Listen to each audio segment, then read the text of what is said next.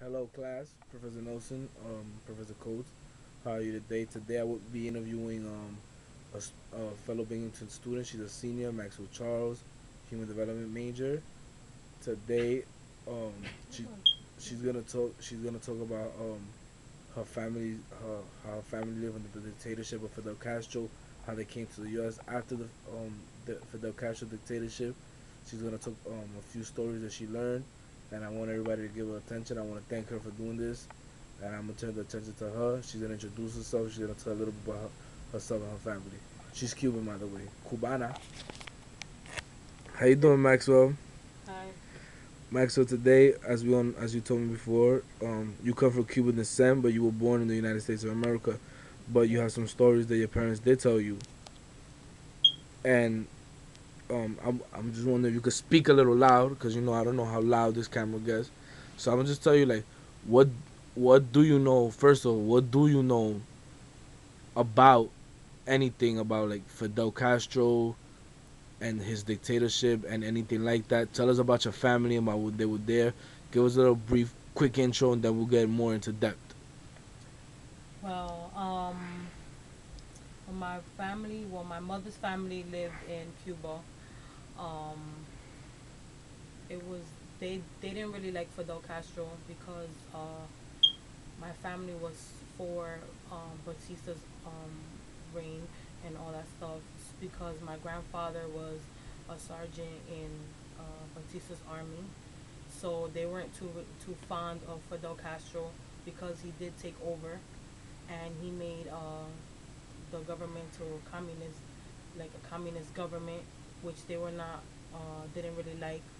And because of like the connection to my family and Batista's army, my family had to like flee to the United States, even though they didn't want to, because we actually live very wealthy in Cuba.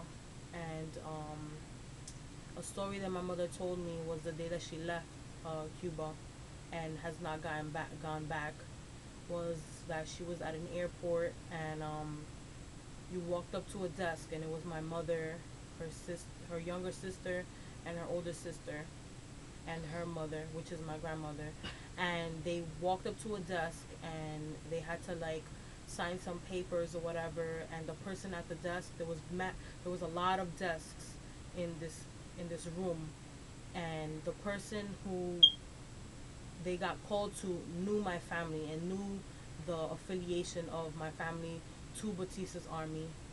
I mean, to Batista, and knew that if Fidel Castro would have found out that my family was affiliated with Batista, that they would have been killed. So basically, like, the woman felt bad because she saw my mother holding a black bag which was full of uh, the clothing of her sisters and her mother, and she let them go. And my family is not too fond of Fidel Castro because, uh, like I stated before, we were wealthy. My grandmother was a dentist, and like I said before, my grandfather was a sergeant of Batista's army. So basically, like, my mom, she would really like to go back, but she's because she's a citizen. She wants to go back, but she doesn't want to go back because they'll bring back memories. And I have a great aunt, which is Tia Lidia.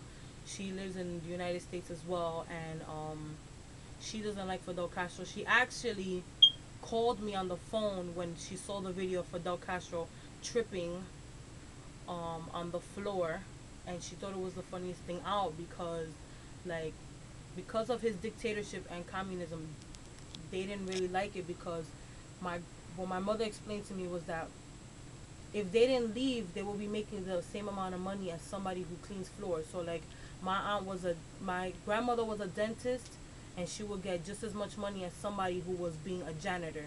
So it wasn't fair. Like, she worked hard to be a dentist, and then like she's gonna get the same amount of money and get treated the same way as somebody who is a janitor or who washes dishes in the back of a restaurant. So that's another reason why my family fled to the United States. And my mother doesn't.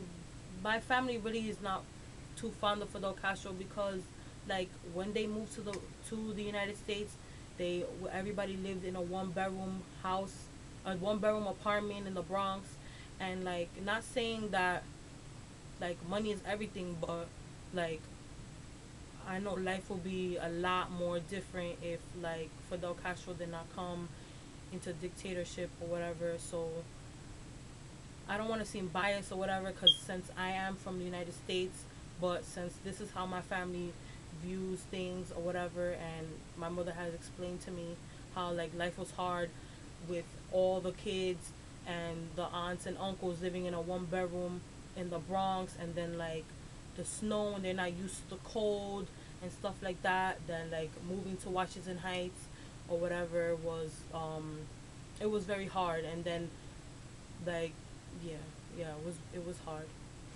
Max, so imagine your family was still living in Cuba. Imagine you would have lived in Cuba. Imagine you would have lived under the dictatorship of Fidel Castro. How do you think that would have been in your life, Maxwell? Well, at this point, like I can answer like I wouldn't really know how I would feel, but like to imagine it, I can say that like I'm because my family was affiliated with Batista's army, like or and Batista, like they wouldn't be too happy. Like my family wouldn't be happy because like because they know that they felt that Batista was was a great leader. So they didn't want anything to change. They didn't want to leave Cuba. They were basically my family sees as they were forced out of their own country so that they could survive, because they felt like they were gonna be killed because of their affiliation to Batista. But if I lived in Cuba, honestly, I don't know, because like that's like it's different, because it's like asking somebody who's like Dominican, oh, how would you feel to live in DR? But people often visit DR. Like my family has not been back to Cuba and has is not planning to go back to Cuba because of the fear of like somebody just taking their residency or whatever. So like being an American citizen is very very important to my mother, even though she's upset that she can she couldn't live in her home in a place where she was brought up and where we were wealthy. I want to thank you, Maxwell, for sharing your stories, for sharing everything that you know. Um, one last, one last question would be: is do you feel like are you glad that you came to the United States and that you was able not to go through the reign of Fidel Castro? Are you glad that in your life that we know you probably would have lived a little better life over there, which is most of the time that's not what goes on in foreign countries. Are you glad that you came to the United States that you have the opportunity to attend Binghamton University? I'm glad that I'm a United States citizen, because like I don't know. I don't know. I don't know what it is to be in Cuba. I don't know what it is to be there or anything. But I know like my family is very happy that they were not killed for what they who they believed in or what their views were. So like I'm glad that like I'm a citizen and that they moved from Cuba to the United States so that I like we're at least alive.